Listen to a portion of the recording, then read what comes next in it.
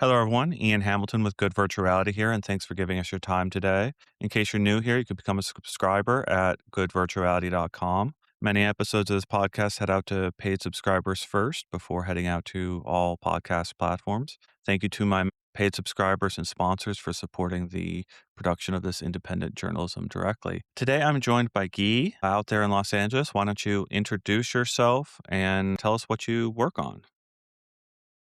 Thanks. And yeah, I'm the developer of Virtual Desktop, which is a very popular app that's been around since 2016. So that's what I work on today, and I've been working on for more than a decade now. Yeah, I'm really excited to be chatting with you today. I have no idea where our conversation is going to go, but I do have a couple questions I ask basically all my podcast guests, and I figure I should probably start there with you today. So the first question is, how did you get into VR for the first time? What was your first experience with it, and when was it? The first time was I heard about the Kickstarter at the time. I was working at Blizzard, and I heard about a Kickstarter, but I wasn't really interested because at the time most Kickstarters were like people trying to get money for stuff that wasn't good. Right? There's a lot of trash, so I didn't pay attention to it. But then in 2014, um, uh, Facebook, which is now Meta, bought Oculus, and that made the news, and that's kind of what piqued my interest. So I kind of read about VR and tried to get my hands on a development kit one, and it was really hard to find because they were not selling them anyway. So I think it was Brandon from Stress Level Zero who on Twitter said, "Oh, we're testing gloves right now at our office in LA. If you guys are around, you want to test it, come and try it. We have VR headsets and gloves." So I thought, hey, that's like 10 minutes away from my place. I can go and try it out because I really wanted to try it. So I went there and I had a demo of the Oculus DK1, and it was the Tuscany demo that they had. And when I tried it, I was like, wow, this is really cool. I didn't care about the gloves at all. I just wanted to try the VR headset. Interesting. So Tuscany was your first VR demo Yeah. on a DK1. Yeah, that's Yeah. wonderful. And then the second question that I ask everyone is, can you think of a favorite moment of presence in VR? Something that stands out to you that you sort of is your favorite moment in VR ever? Probably Sansa Peso, which was one of the demos back in the day, which was super well done. I mean, it was artistic, it had good music, it had everything really. So that was one of my favorites. Yeah, what a good deep cut there. I wish it would come back. I know that's from Kite and Lightning. I know some of the people Mhm. that worked on that, and it's a dreamy, musically driven ride across a river, and you get to see these incredible environments all around you. That one was deeply impactful for me as well. The one I always call out is Titans of Space. That one really Mhm. It's good stuck with selling. me. So, why don't you go from there to how did you decide to build Virtual Desktop? I watched a lot of videos about VR. I was really interested. And at the time, I was working part time for Disney, and I was mostly waiting on them to approve a project. So I had a lot of free time, like a lot. So I decided, okay, why don't I grab a DK1 on eBay and messing around with the SDK just to learn something new. Got one. I ordered the DK2, but that came like a month later. Started working on it, playing with the SDK and all that. And what I was watching on YouTube is people putting on the headset, launching something on their PC, then putting on the headset, and always fiddling. Why can't they use their PC? Didn't really understand until I received mine and I saw, okay, well, when you connect it to your computer, it actually seen back then as a monitor in Windows, but it's a monitor that's an inch from your face. So you can't really use your computer. That's why I thought make something that lets you use your computer so you can launch your games and use the headset and keep it on when you switch between games. That make a launcher and to be able to see your computer desktop in VR. So that's how it started. I started like just a fun project on the side, but then when I published it and I made it available, the people there were like, "Oh, this is amazing. We need this. This is useful." So I had a really awesome feedback. And one of the person who gave me good feedback was actually the creator of Titans of Space, which I didn't know it was him. And so it was super awesome because he gave incredible feedback. I had plenty of time on my hands, so I worked on it for the next 2 years nonstop. That's how it launched in March 2016. So you were a launch title, and were you available before launch? Or, like, Yeah. how did you make a transition there? Well, at first, it was like a free demo that people could download on my website and they could try it. I think it was somewhere around 2015. I actually interviewed Facebook and at Valve because I was thinking, oh, I have a useful app. They're probably interested. Maybe they're going to hire me. I didn't have a whole lot of work, but I interviewed and they were not interested. So I thought, I'll keep working on my own, on my app then, and maybe I could even sell it on Steam. So that was my plan. Interesting. Not Yeah. interested. I mean, They didn't see the value, or maybe I'm terrible at interviewing. I don't know. Maybe both. Who knows? I know I'm not good at whiteboard interviews. well, I mean, were there whiteboard moments in each of those Yeah, interviews? yeah, Did you yeah. It have was to do like that? program this thing on a whiteboard. Ah, okay, okay. I hate those things. I'm not good. Well, all right. So that brings me to a little bit of detail I need to bring out for people who might not know. You don't work in an engine, right? You just work straight in code? Right. I'm not a game developer, right? So my experience is in developing tools in the game industry, internal tools that studios use to build the games. Things like Unity or Unreal, but internally. So texture tools, level editors, asset management stuff. So those kind of things. I had a bit of experience with what was called XNA, Microsoft XNA, which is just a wrapper around DirectX, which let you make games in C sharp. And that was back in 2010, 2008, and 12. That was a thing. So that was my experience. So that when I got the SDK, I was like, oh, I don't want to write C++. Or I looked briefly at Unreal and I was like, well, this is too much for me to learn. This is like gigantic and it's C++ and I hate C++. At the time, Unity didn't seem really appealing because they were using like old version of C sharp and it was all like really clunky. Well, I have some experience with XNA. Let me try to use what that is now, and XNA didn't exist. It got abandoned. One of the technologies that I use is called SharpDX, which is a wrap around DirectX, but it's more modern and it's open source. And so I use that to wrap this SDK and to like be able to use all the primitives. So it was kind of a learning exercise at the beginning to program with something new. Then I became really interested. So that's why I continued pursuing and building an app around. Interesting. And then I need to come back to the interviewing. Could have been you're just terrible at a whiteboard interview, but I need to then go forward to the fact that managing your PC is integral to this experience over the years and your relationship to Meta and to Valve, these two players that are trying to manage your PC. Why have people come to depend on what you do instead of what they do? Well, I mean, it's a useful tool. The thing is, your headset back then it was connected with an HDMI cable, so it just makes sense that you'd be able to use your PC. It's connected to it. Why can't you use it, right? So that was my first approach. I want to make an essential tool that everybody needs. So I just let people try it initially. They give me feedback. Oh, it'd be nice if it could play videos, if you could see 360 photos, launch games. So all the ideas of the app they came from feedback from users. Interesting. Yeah. So good feedback loop with your users then, right? Yeah. I don't want to prompt you to speak ill of Meta or Valve, but you have been vocal at different times of the differences between what you're doing and what they're doing. I want to break it down for people why your product has survived. I'm thinking of a company out there that as soon as Microsoft announced Windows Mixed Reality and made it clear that they were going to do like a Windows management system for Windows, the company basically shut down. They took the money that they had left and handed it back to their investors. I can't remember the name of the company offhand. It's dead and it's been dead for many years.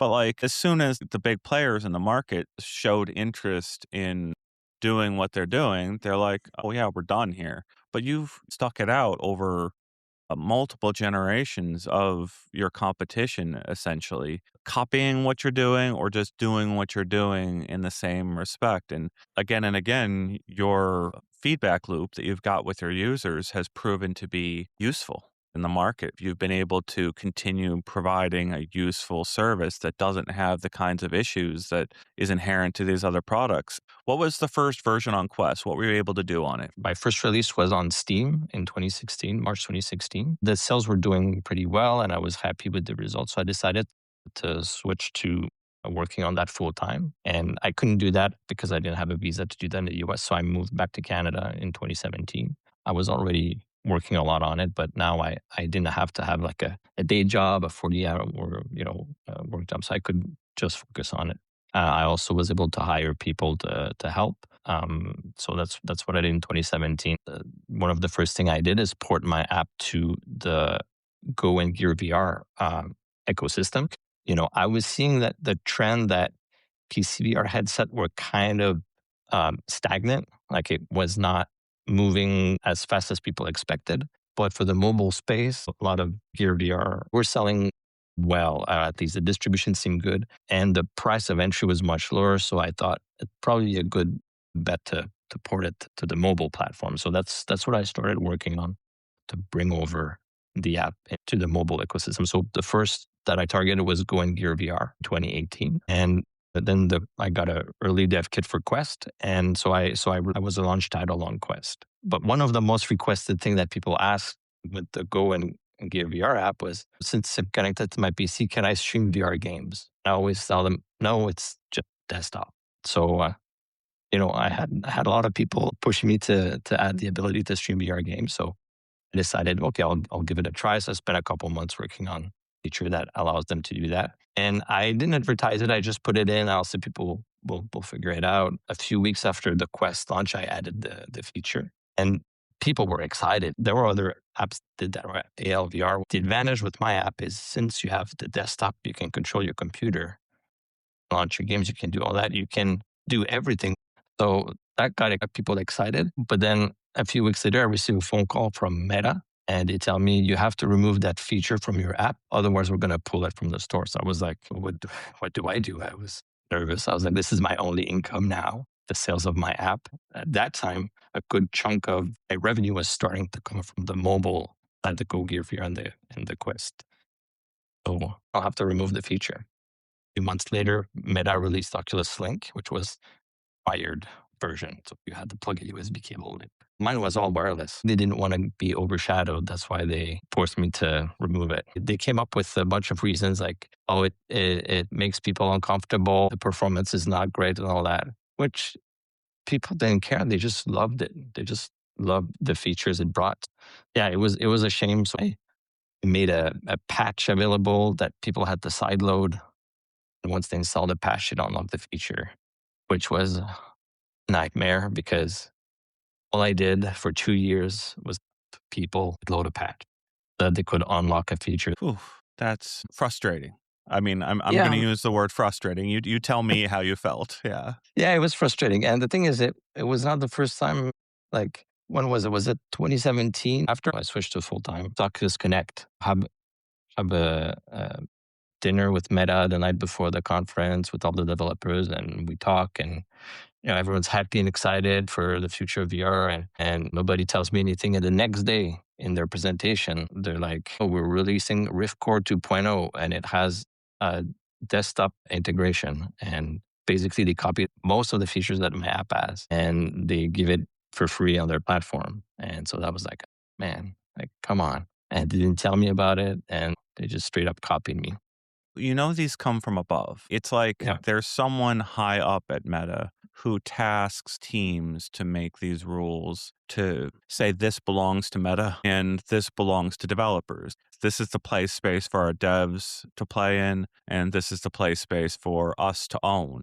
Obviously, these rules have changed around you. The rule changed one day where you realized you could put the VR functionality back inside of the VR app directly, and that's the exclusive that I think I got with you. That I You reached out to me one day and told me this is happening, and I'm like, oh my gosh! I sort of had it in the back of my mind. Hey, if anything ever changes, please let me know, Guy. To your credit, you reached out to me when that happened, and so just one day, I can't remember what year it was. Now you don't need to sideload anything anymore. The app is updated, and it was within a Yeah. couple weeks, I think they launched the wireless version of Oculus Link. It was something like that? Yeah, it was 2 weeks before they released AirLink. They're like, "By the way, you can put your feature on the store now." And I was like, "Okay." Now that I've gone through all this trouble for 2 years, and that there was the big peak of sales of Quest headsets, right, because of the Quest 2 and the pandemic and all that, right? And now allowing me to put it on the store. So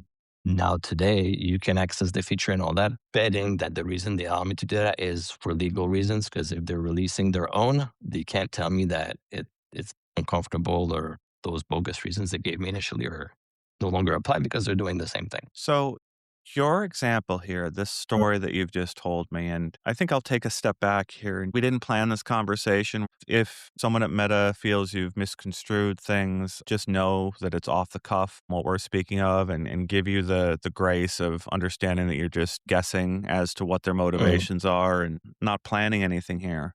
I want to take the space to just talk about these changing rules. When I think about this market, you always come to mind as being one of the people most directly impacted by shifting strategies at Meta. They effectively took money out of your pockets for years by not allowing you to include this feature by default. mm. And the idea that they launched this feature 2 weeks after you were allowed to launch this feature, and after being denied the ability to put this feature directly into the app, that translates to sales that people probably didn't want to place for your app. And I couldn't advertise either. Like the listing on the store was just about the desktop streaming and videos, and I could not advertise that it allowed you to stream VR games. If you had to throw a number at it, if you had to guess, how much money do you think that cost you those few years? I think the worst part was the time. It just cost me so much time to have to deal with the side loading. That was the biggest that hurt me. So, like an opportunity cost of having to deal with complexity for your software that Yeah, you didn't it was do. all for nothing. Like it could have been so much easier for me, and it could have been less stressful and easier to deal with users. So big screen is the other one. I saw some thread on Reddit where people are like, why doesn't Meta do 3D movies? And here's this company, Big Screen, that was renting 3D movies. And Meta was being very clear that you needed to give them a 30% cut of the movie sales in order to sell the movies to their platform. And that left nothing on the table for Big Screen to make a business Yeah. out of selling 3D movies to their platform.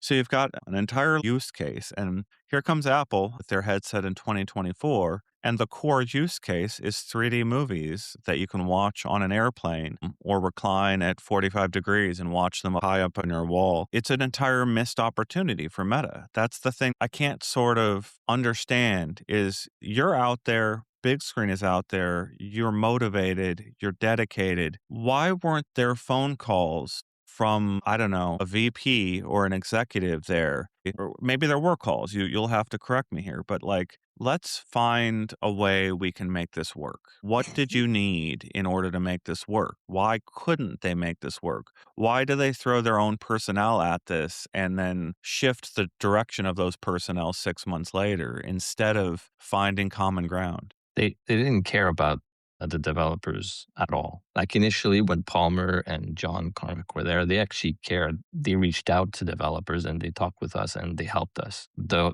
corporate side of the company, their goal was use developers to see what works. And when something works, either they buy it or they kill it. And this has happened with numerous companies, right?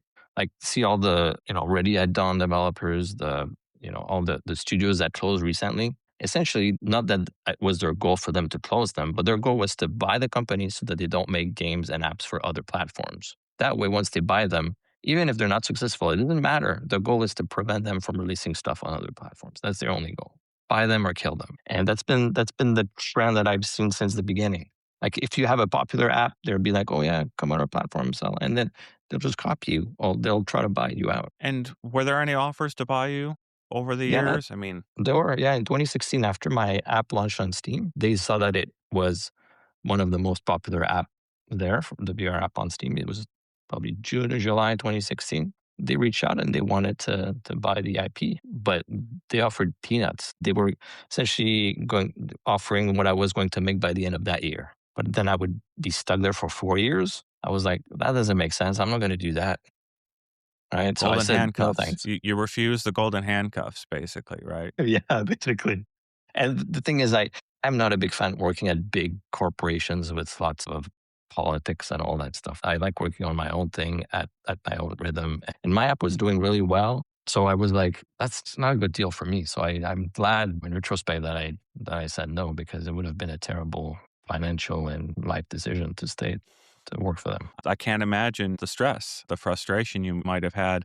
And I've seen multiple examples of founders sort of noping out at that 4 year mark or even before, just to be like, I can't do this. I can't deal with this corporate overlord making the wrong decisions for the users type of mindset. So, what are you working on now? Bring me up to present and what the future of your product is. Well, I keep maintaining the app, releasing updates from time to time, and keeping it operational. That's mostly what I'm doing now because I'm not sure if you noticed, but the industry is not doing too well, and Quest in particular is a buggy mess. So I'm just trying to keep things working despite all the bugs that each new version of the OS introduces, and it's been a nightmare for the last few years, honestly. The quality of the software has gone down. There's no visibility on the store. To try to be an objective journalist watching this has been difficult.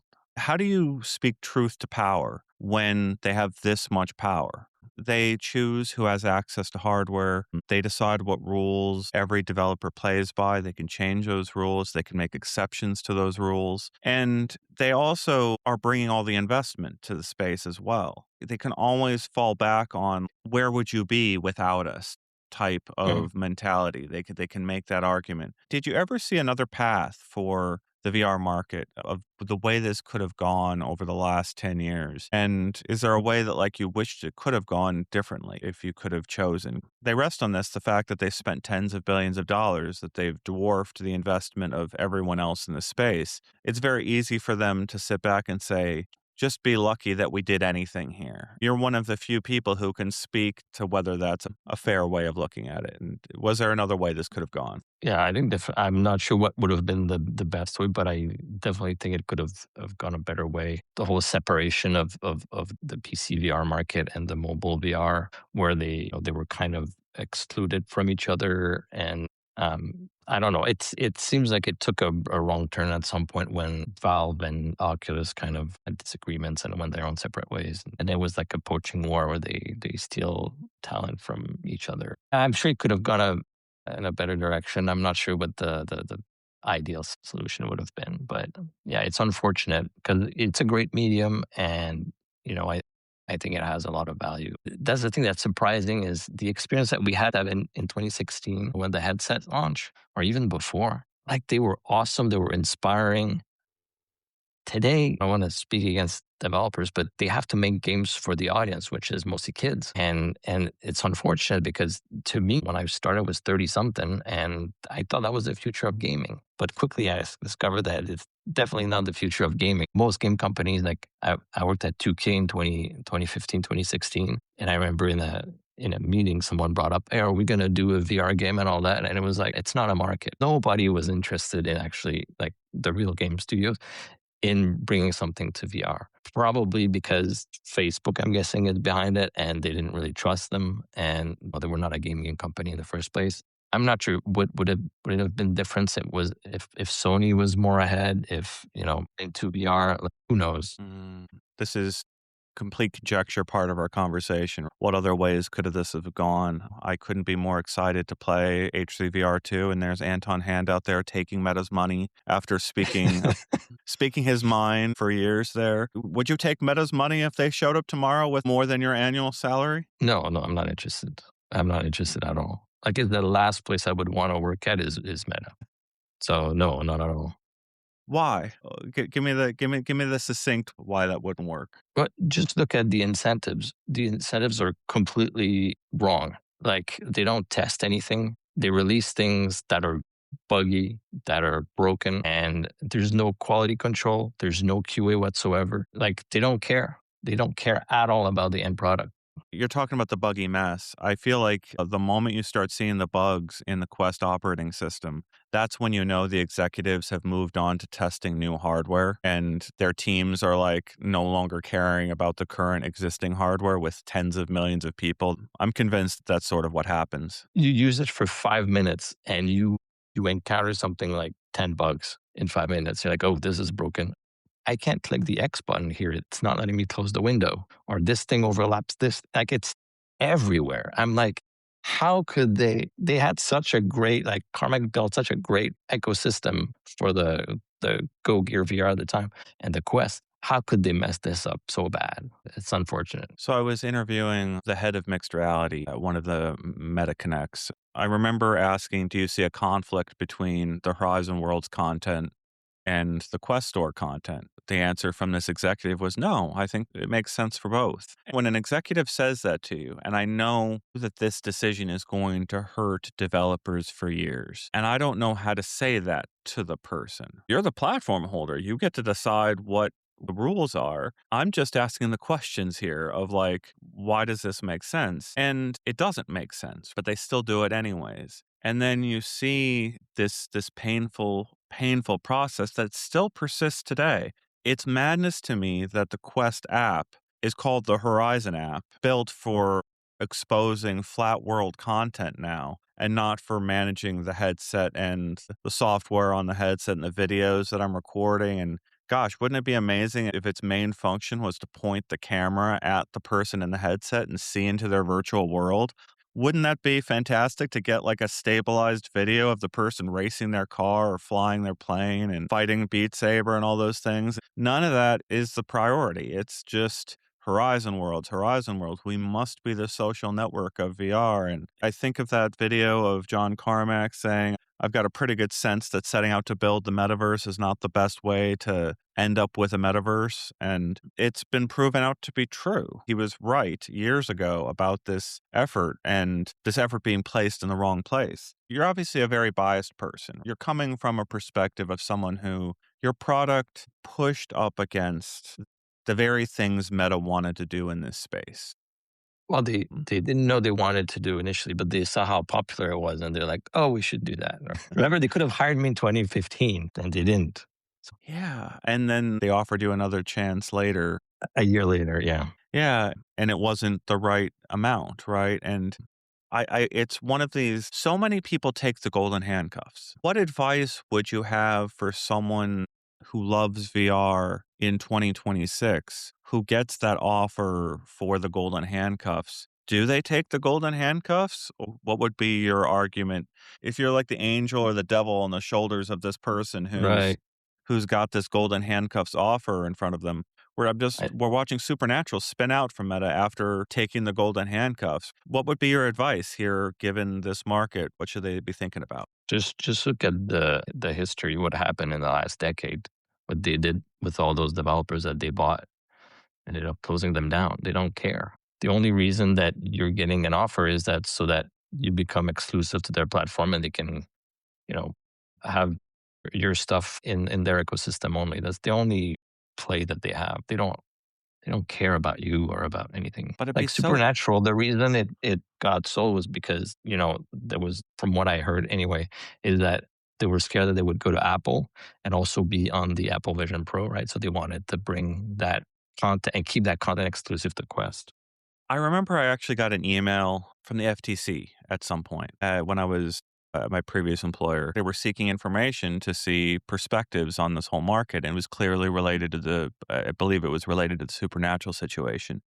And I'm like, I'm just not going to respond to this. But I gamed out the whole conversation in my head. What are they seeking to understand? And I know there had been these moves to talk about this stuff. And when you look at what Supernatural is, it is a clone of Beat Saber that is geared to fitness. It's a very good one. They've done a really good job of building a really useful service. When they fired all the coaches in January, I was devastated because I had interviewed those coaches multiple times. And I know if they just made the wrong decisions, those coaches would have been gone. And sure enough, here we go. The coaches are gone.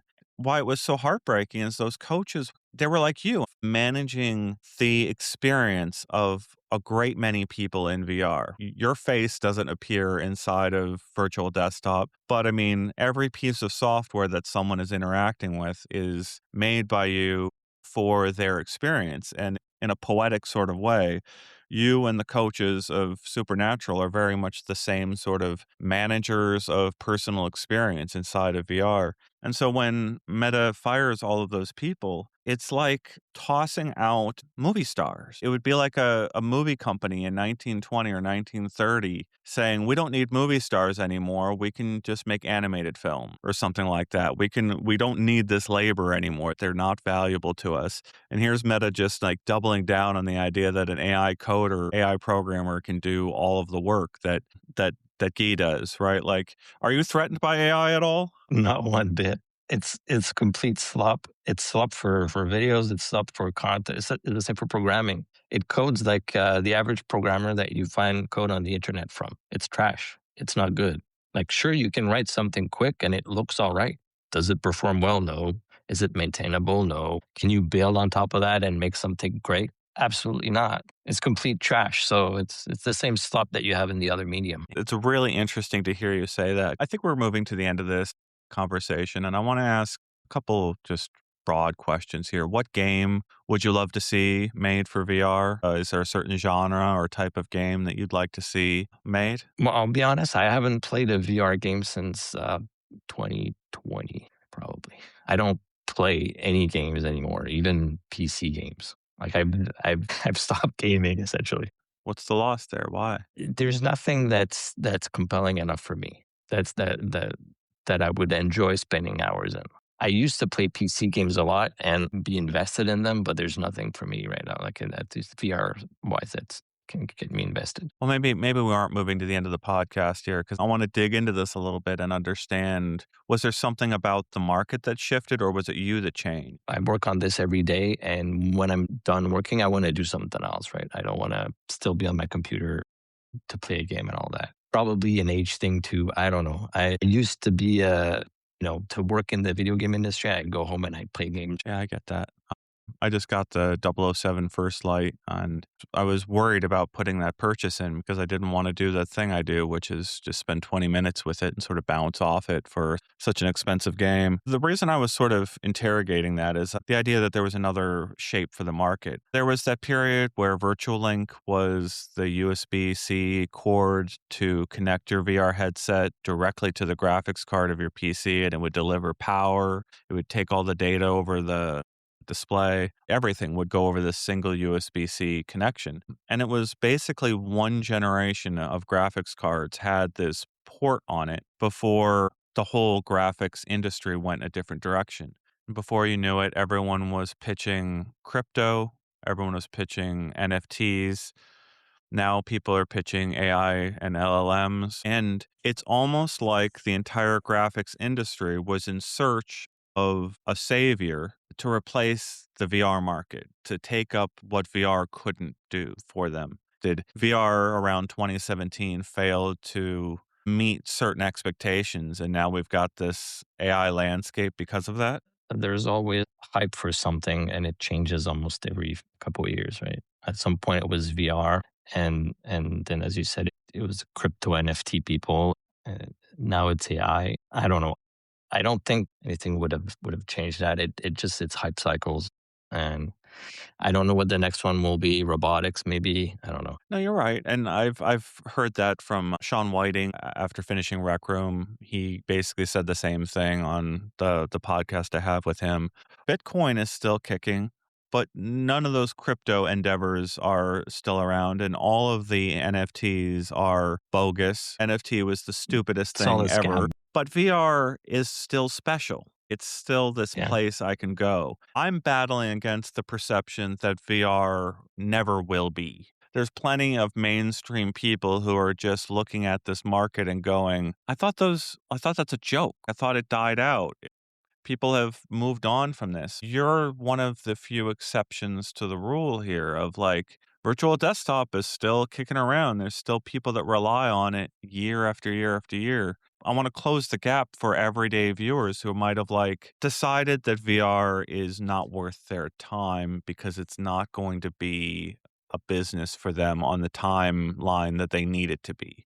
You've had to scale your efforts based on the market year to year. Oh, How not did you really. survive during lean years? The thing is, I didn't change a thing. I've kept to doing the same thing I've done from the beginning, and that's how I'm still alive. Is I didn't grow the business to 30 people and try to become a platform and get VC money and all that stuff. I didn't do any of that.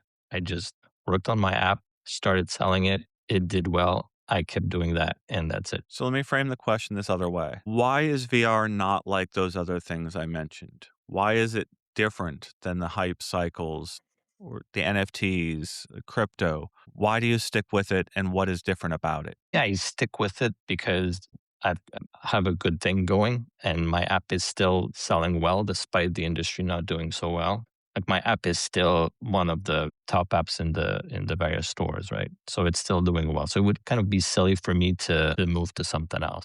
It's better for me to keep maintaining it and keep doing that. Sometimes I'm honest, I want to work on something else. Like I want to do other things than VR. But I could spend less time on VR and work on other things, And We'll see. we'll see. Yeah, I was going to ask, why don't you? Well, I might actually be, it's just I can't talk about it. So you're hinting there. All right, fair. Very curious what you do after a virtual desktop or what other things you might have cooking out there. I want to see what you come up with. Are you ever going to mess with an engine, or are you're gonna code directly? No, it's just coding. I'm not gonna do anything else. I'm not gonna switch to NFTs or do robotics or do anything like that. No, it's gonna be coding. All right.